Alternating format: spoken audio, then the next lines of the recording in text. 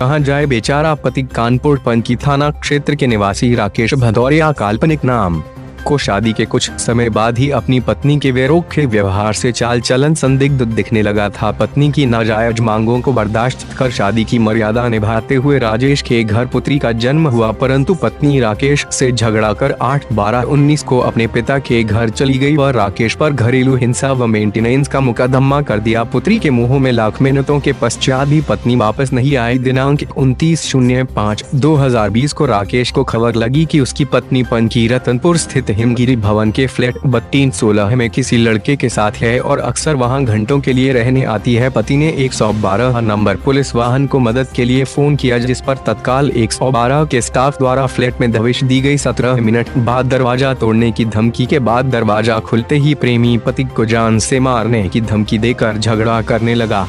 प्रेमी और पत्नी को संदिग्ध अवस्था में देख पुलिस गिरफ्तार कर दोनों को पंकी थाने ले आई, जहां पति ने थाना अध्यक्ष को प्रार्थना पत्र दिया, जिसमें लिखा कि पत्नी अपने प्रेमी के साथ रहकर उसे उसकी बेटी के प्यार से वंचित कर रही है, बल्कि महीने का खर्चा और घरेलू हिंसा का मुकदमा भी मुझ पर कर रही है। अतः आप जान से मार देने की धमकी आदि पर कार्रवाई करते हुए मुझे न्याय प्रदान करें। परंतु थाना अध्यक्ष ने पत्रकारों के समक्ष सुप्रीम कोर्ट के आदेश, जिसमें पत्नी स्वेच्छा से किसी के साथ भी रह सकती है, का हवाला देते हुए कोई भी कार्यवाही न करने की बात कह दोनों प्रेमी और पत्नी को धारा 151 की कार्यवाही कर छोड़ दिया। पति के प्रार्थना पत्र, जिसमें पत्नी व उसके प्रेमी द्वारा पुलिस के समक्ष झगड़ा व जान से मारने की धमकी पर कार्यवाही के जवाब में थाना अध्यक्ष ने जांच का बहाना व टाल मटोल जवाब ही दिया।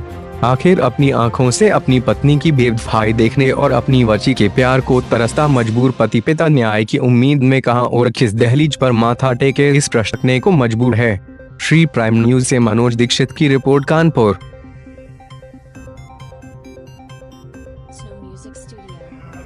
जी, क्या शुभ नाम आपका, क्या मामला है? ज्ञानेंद्र सिंह भदौरिया जी।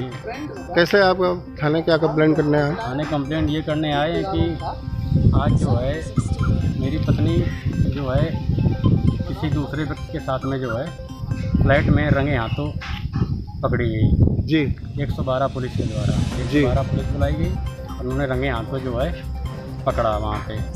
अच्छा। हाँ, गलत स्थितियों में, और जो उसके साथ था उसने हमको जान माल की धमकी दी, बोला तुमको जो करना हो कर लेना।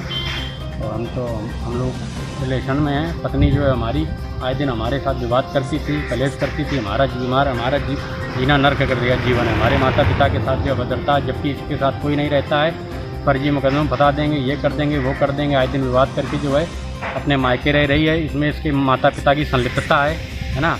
इसके मैंने माता पिता को जब सूचित किया फ़ोन करके, तो बोले पुलिस को बुलाओ, और मेरे साथ अभद्र गालियाँ दी, बोली मेरी लड़की जो कर रही सही कर रही है। जबकि पुलिस ने 112 नंबर पे पहुँची, मौके पे महिला और लोगों ने, पुलिस सिपाहियों ने उसको मौके पर फ्लैट खुलवाया। 10 मिनट बाद फ्लैट खुला और ये जो है वहीं पे अकेले जो है मौके पे पाए गए ना। लड़का अपने कार से था, ये लड़की मेरी पत्नी जो है अपनी मांडवी चौहान। इसकी शिकायत आपने अभी जो पुलिस में की है?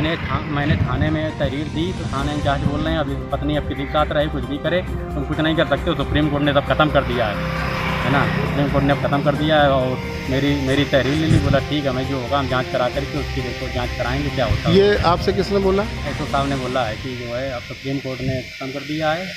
लेकिन हमने काफ़ी कहा कि सर सुप्रीम कोर्ट ने ऐसा थोड़े खत्म कर दिया कि सारे न्याय कानून मतलब कोई किसी के लिए कुछ भी करते रह रहे हाथों पकड़े। जब आप चरित्रहीनता कर रही हो, अपने गलत पुरुष के साथ में अपने संबंध बनाए हुए हो, है ना, जबकि मेरे साथ पिछले 6 महीनों से ये नहीं रह रही है।